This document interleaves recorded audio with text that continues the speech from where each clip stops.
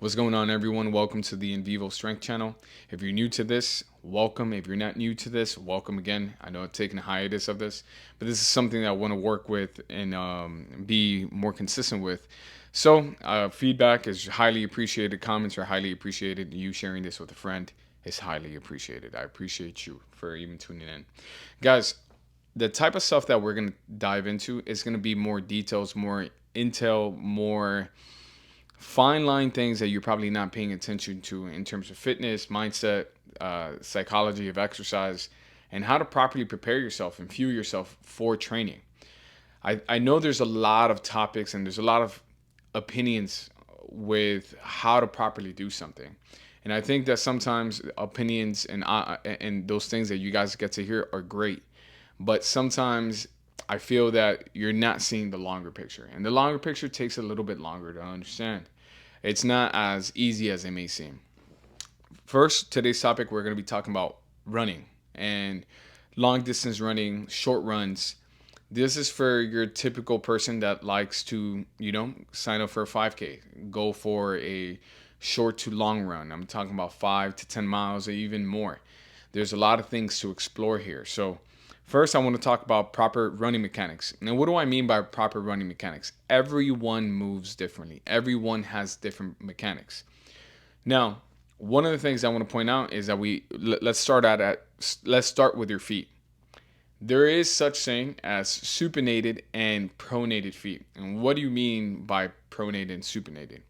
So, supinated foot is when your foot turns out when you run, and a pronated foot is when the ankle collapses. So, if you think about this being my toe collapses, and my ankle collapses when I run. These two things are very common with runners.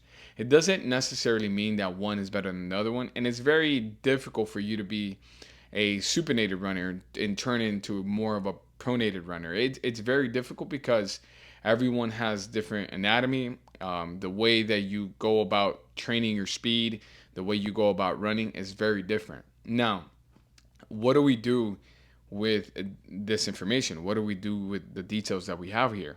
Now, you think about posture. Posture is a big one.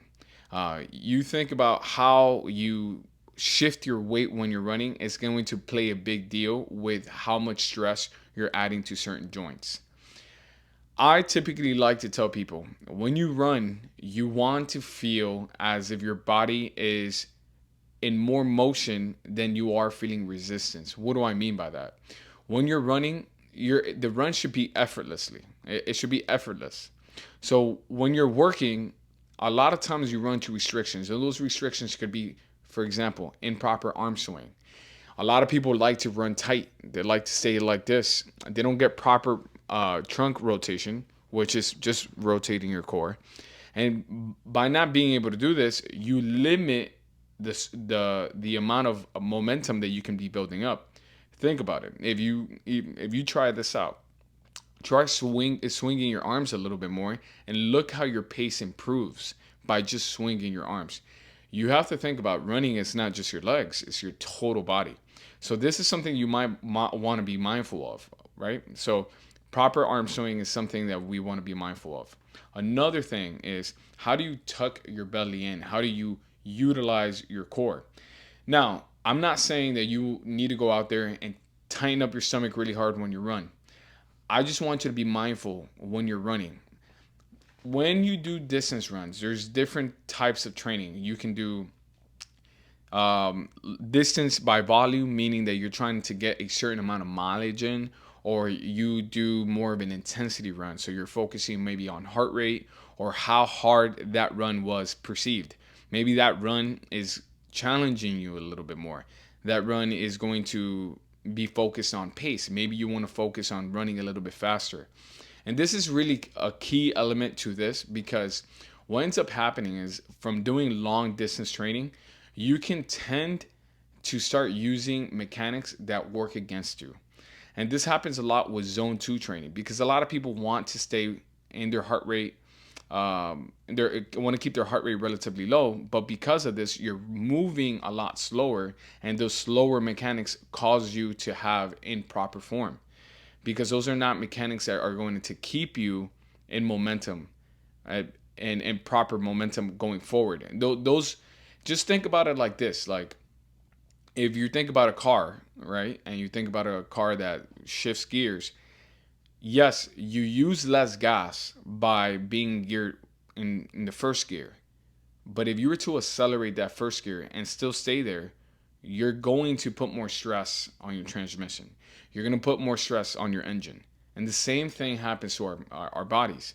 A lot of times, because you're trying to save yourself, you're trying to utilize maybe training at a certain zone, you're using your mechanics improperly, and now you tend to have these little aches and pains that come with it. Maybe it's an ankle sprain. Maybe you're having lateral ankle um, tightness. You might be dealing with shin splits. You might be dealing with TFL band syndrome. Your IT band syndrome. You might be having all these things kind of come into play, and you're like, I don't know what to do about this.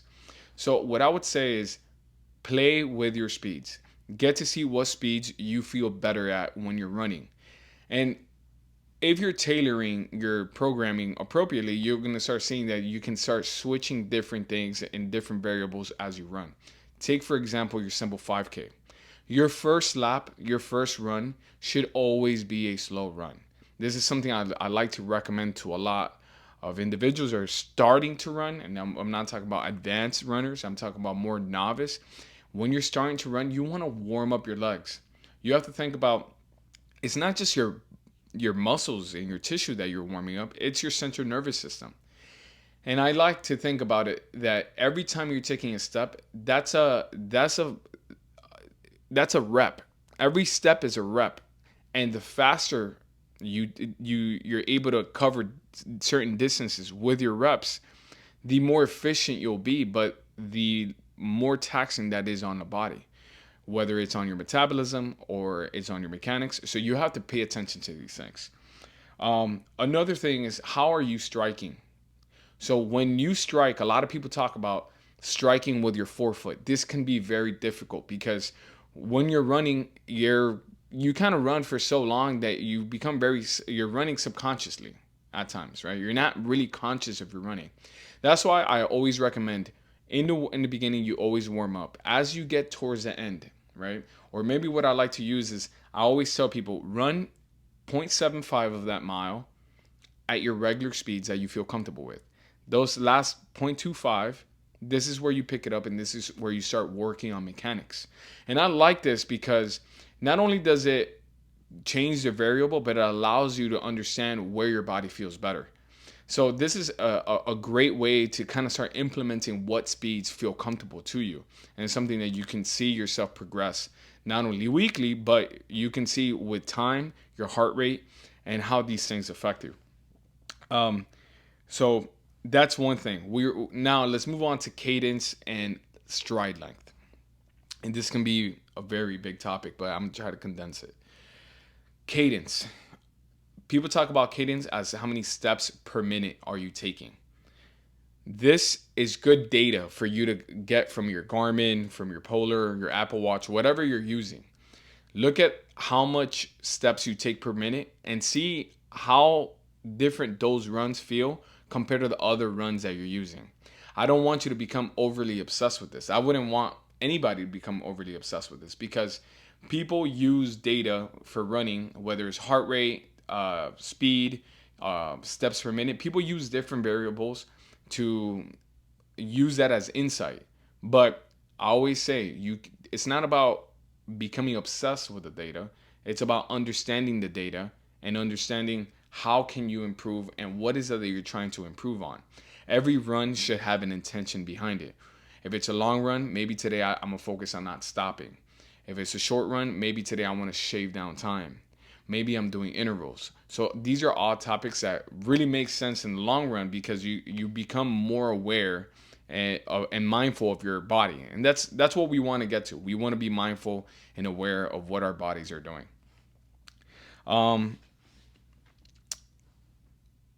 Another thing that I'm going to talk about is shoe wear. And this is a great conversation because you think about shoe wear and you think about what is more appropriate to me. I want you to pay attention to the heel drop. Um, this is something that you can look up when you're buying a shoe. You can see what's the heel drop on that shoe. It's important that you understand this because depending on the heel drop, it's going to add more stress towards the forward motion of your running, where they talk about forward mechanics, or backside mechanics of running. You never really want to be on the backside end of mechanics. And what do I mean by backside? Think about when you're running, right? If these were my hips, right here, you don't want to be running with your legs going back. You want your legs propelling forward, right? And think about if this was my hamstring, I'm using my hamstring when I'm running, opposed to being here where you're kicking back out and there's more stress, right, on your quads, and that puts more stress on your knee. So you have to think about, how are you propelling? How are you picking up speed? Are you using more hamstrings? Because you need to utilize hamstrings and you need to utilize glutes in order for you to find more power in your run. A lot of times what you can be dealing with is with shin splits, tight calves, Achilles pain, plantar fasciitis, because you're just simply running in a way that is working against you. So again, playing with speeds helps deal with this. I would say understanding the difference between a speed shoe and a long distance shoe. Me personally, I like my speed shoe to feel like I'm gripping the ground. And if you run, you understand what I mean. It feels like I like the speed shoe to kind of have more uh, towards the toes, to be a little bit more in a dorsiflexing position. And I like the heel drop to be maybe a little bit higher so I can now get more of a fluid motion. A lot of people like to use carbon plated shoes, which is great. If you like doing that, it's great. It's not bad. But don't become overly obsessed with this. Because the shoe is lighter, it doesn't necessarily mean it's better. A lot of times people have lighter shoes, and because of that, their sense of speed is off, because you're really not that fast with a heavier shoe, and you're faster because the mechanics of the shoe is helping you out a lot more. I'd rather you run faster when you do put those shoes on, when it's appropriate, when you say, okay, right now this is what I'm going to focus on, opposed to just putting those shoes on and thinking, oh, this is the only time I'm fast. No, you should be fast and slow, and heavier shoes and lighter shoes.